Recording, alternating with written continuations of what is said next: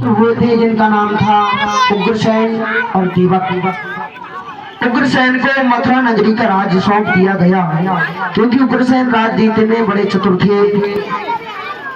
आहुक के पुत्र थे, पिताश्री का नाम आहुक था। उग्रसेन बड़े प्रेम के साथ में मथुरा नगरी के राज को करने लगे। उग्रसेन का विवाह हुआ, जिनकी पत्नी पवन रेखा बन करके घर में आई। बड़ी सुंदर सुशील पत्नी, बड़ी सुंदर पत्नी थी, परंतु एक बात का दुख हुआ, महाराज उग्रसेन के कोई संतान नहीं हुई। काफी समय बीत गया परंतु कोई संतान पैदा नहीं हुई। एक बार महाराज उग्रसेन की जो पत्नी थी पवन रेखा, विचार किया कि आज मेरा मन महलों में नहीं लग रहा है। महाराज उग्रसेन से आज्ञा को लिया, विचार किया कि बगीचे में घूमने के लिए जाती हूँ। दासी को साथ में लेकर के बगीचे में घूमने को जब गई, उसी बगीचे में दुर्मल के नाम का एक दैत्य रहता था। जब महाराज उग्रसेन की पत्नी पवन रेखा को आते हुए देखा तो उसका मन विचलित हो गया, महारानी को देख करके मोहित हो गया। दुर्मल ने उग्रसेन का रूप धारण किया और उसी बगीचे में आकर के पवन रेखा के साथ छल कर दिया। विषय भोग जब किया, जब अपने रूप में आया दुर्मल, तो पवन रेखा श्राप देने को चली, मैं तुम्हें श्राप देती हूँ। परंतु दुर्मले को हाथ जोड़ करके खड़ा हो गया, हे देवी मुझे क्षमा कर दो, क्योंकि मैंने आपके साथ में ऐसा इसलिए किया कि आपके पास कोई संतान नहीं थी। और मैं आपको वचन देता हूँ कि आने वाले समय में आपकी कोख से ऐसा पुत्र जन्म लेगा जिसे मारने के लिए स्वयं नारायण को अवतार लेकर के आना होगा। जब ऐसे वचनों को पवन रेखा ने सुना तो सारी बात को महाराज से छुपा लिया। धीरे धीरे समय व्यतीत हुआ। समय बीतने के बाद में महाराज उग्रसेन के महलों में एक सुंदर पुत्र का जन्म हुआ। प्रमाण मिला कि जिस समय पुत्र का जन्म हुआ उस समय आंधी तूफान आने लगा। कुछ समय बीता, महाराज ने अपने पुत्र का नाम संस्कार कराया, ब्राह्मणों को बुलवाया, ब्राह्मणों ने नाम रख दिया कंस।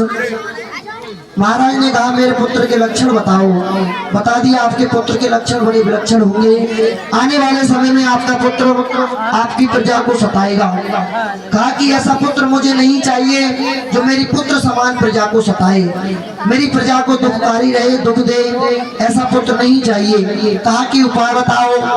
महाराज ने उपाय बता दिया, कांट के मसूसे में बंद करो और अपने पुत्र को जल प्रवाह कर दो। महाराज उग्रसेन ने वैसा ही किया, कांट के मसूसे में अपने पुत्र को बंद किया और यमुना जी में कांट के मसूसे में बंद करके प्रवेश कर दिया।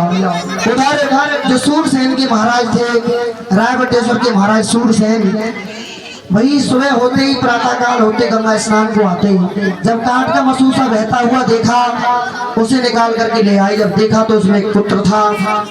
कंस का पालन पोषण किया महाराज उग्रसेन ने। उग्रसेन ने पालन पोषण किया। एक रायवटेश्वर के जो महाराज थे सूरसेन, उनके पुत्र थे श्रीमान वसुदेव। वसुदेव के साथ में कंस ने विद्या अध्ययन को किया। जब 5 वर्ष की अवस्था हुई कंस की, तो एक बार ब्रह्मा पुत्र देव ऋषि नारद जी विचार करने लगे कि प्रभु का जन्म नहीं हुआ है, पृथ्वी बड़ी अकुला रही है, सभी देवताओं को श्वासें नहीं मिल रही है। सभी देवता एकत्र होकर के भगवान के पास गए। भगवान ने कहा चिंता मत करो, मैं अवतार लेकर के अवश्य आऊंगा। ब्रह्मा पुत्र देव ऋषि नारद जी को आदेश दिया। देव ऋषि नारद कंस के पास पहुंचे। कहा कि बेटा कंस, परंतु कंस को नहीं पता था मेरा नाम कंस है। उग्रसेन का जो पुत्र कंस था, सूरसेन ने उसका लालन पाला। मेरा नाम कंस नहीं है, मेरा नाम तो भोज है। आप नहीं जानते हो, हम तो आपको भी जानते हैं, आपके पिता को भी जानते हैं। जवाब दिया कौन है मेरा पिता? बतला दिया इस समय आपके पिता मथुरा के राजा उग्रसेन है। कहा कि मैं यहाँ कैसे आया? बतला दिया कि आपके पिता ने आपको कांट के मसूसे में बंद करके जल प्रवाह कर दिया। उग्रसेन जी आपको निकाल करके ले आए, उसके बाद लालन पालन किया। वहीं से कंस क्रोध में मिनट जाना रहा तुमसे बट आगे खड़ो रहो नहीं छोड़ूंगा संत भगवान को तुम्हें जो तुमने मेरे पिता को ऐसा परामर्श दिया। इधर महाराज उग्रसेन 99 यज्ञ कर चुके थे, 100वें यज्ञ की तैयारियों में लगे हुए महाराज उग्रसेन गद्दी के विराजमान विचारों को करने लगे। अरे सुंदर कथा कहूँ सुख देनी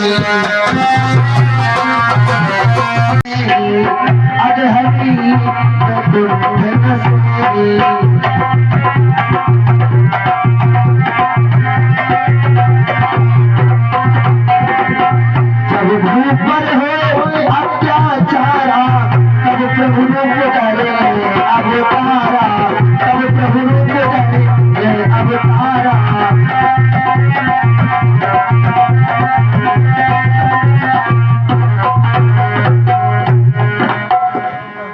महाराज गोसाई गद्दी के विराजमान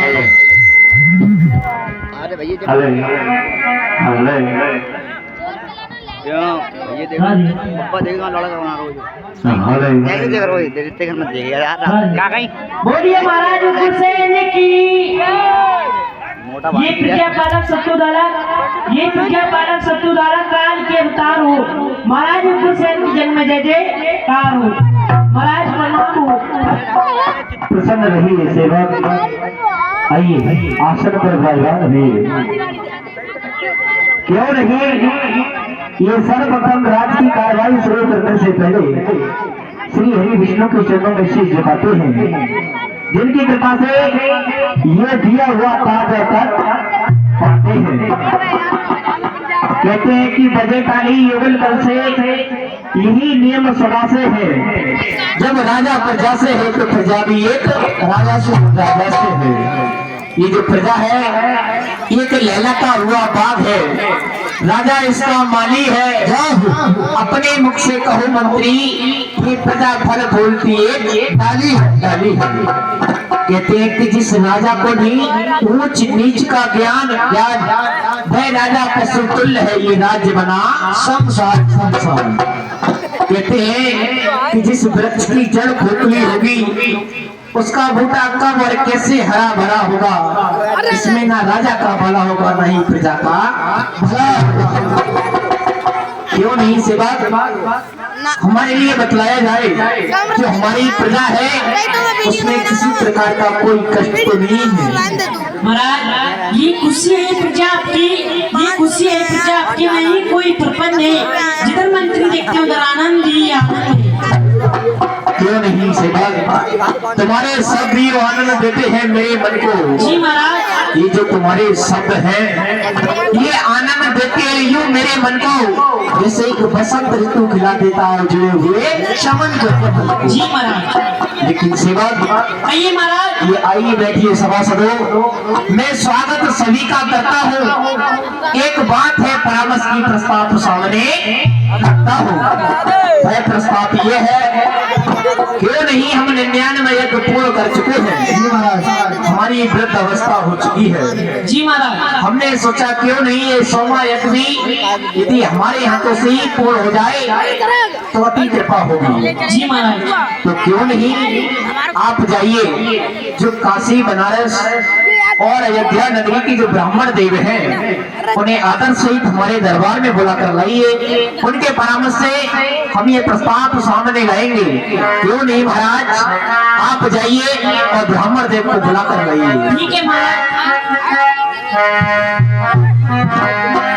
काशी बनारस के जितने भी संत महात्मा हैं वो दरबार में बधाना हो।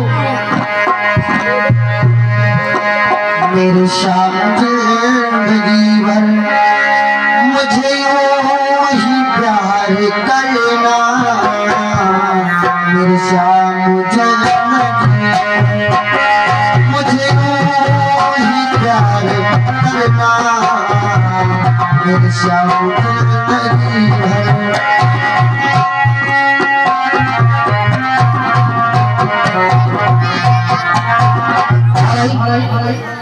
कहो महामंत्री, संत महात्मा प्रणाम।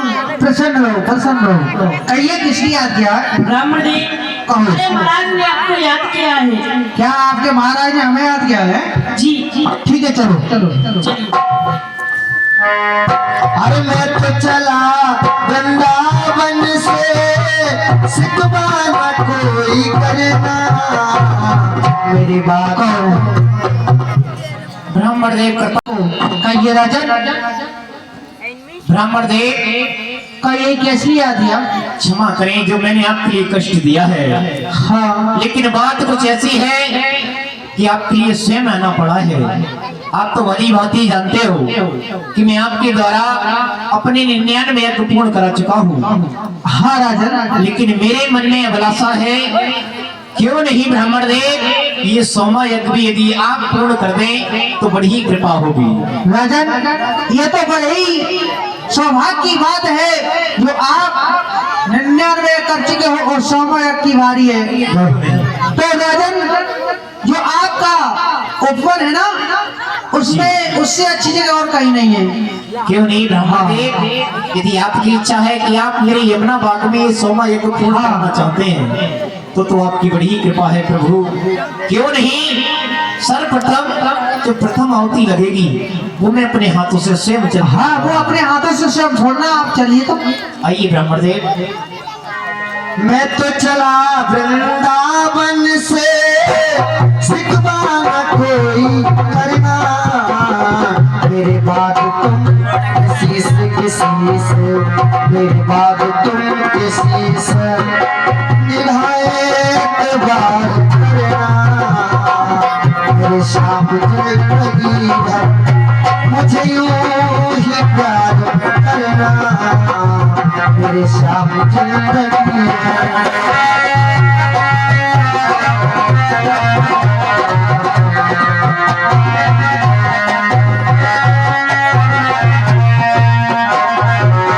मेरे शाम जिंदगी भर मुझे यूं ही प्यार करना। महाराज यमुना बाग की तरफ चल दिए। विचार किया कि 99 यज्ञ मैंने अपने यमुना बाग में किए हैं, तो क्यों नहीं 100वां यज्ञ यमुना बाग में पूर्ण किया जाए। संत भगवानों को साथ में लेकर के यमुना बाग की तरफ चल दिए। अरे यार मेरे मरने से पहले ऐसी चिलम पिला देना यार ब्राह्मण देव, कहिए। यमुना बाग आ चुका है। हाँ, यमुना बाग आ चुका है।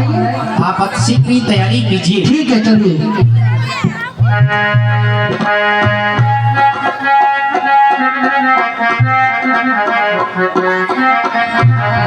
आदेश कर दिया कि प्रथम आहुति आपको देनी होगी, उसके बाद में हम यज्ञ को विधि विधान के साथ करते रहेंगे।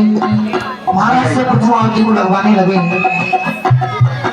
राजन, जो हवन की प्रथम आहुति है वो आप अपने हाथों से इस हवन में छोड़िएगा, ठीक है? ओम मंगलम भगवान विष्णु मंगलम गणपतये मंगलम कुंडलीकाक्षाय मंगलतने हरि स्वाहा स्वाहा। राजन, ये तो थी आपने पहली आहुति छोड़ दी हवन में। ब्राह्मण देव, हाँ, तुम्हें भली भांति ज्ञात होना चाहिए कि मैं मथुरा नगरी का राजा हूँ। हाँ, राजा हो। राजा के लिए अनेकों कार्य होते हैं। हाँ, तो क्यों नहीं आप विधि विधान से मेरा 100वां यज्ञ पूर्ण कीजिए। किसी भी सामग्री की आवश्यकता हो तो मेरा चतुर सेवक आपके पास है, कहकर राजघराने से मंगा सकते हो। ठीक है राजन, अब आप अपने दरबार के लिए जा सकते हैं। प्रणाम हो। प्रसन्न रहो, प्रसन्न रहो। संत भगवानों ने यज्ञ को प्रारंभ कर दिया। उधर जब ब्रह्मपुत्र देव ऋषि नारद ने कंस को जाकर के भड़का दिया कि तुम्हारे पिता इस समय मथुरा के राजा है, कंस वहीं से क्रोध में आकर के चला है। अरे ताकौल सुमन कैसे अति पापी, ताकौल सुमन कैसे अति पापी, आप चलो है वृक्ष से पापी, आप चलो है वृक्ष से सुमन कैसे उत्पाती आप चलो है वृक्ष संतापी।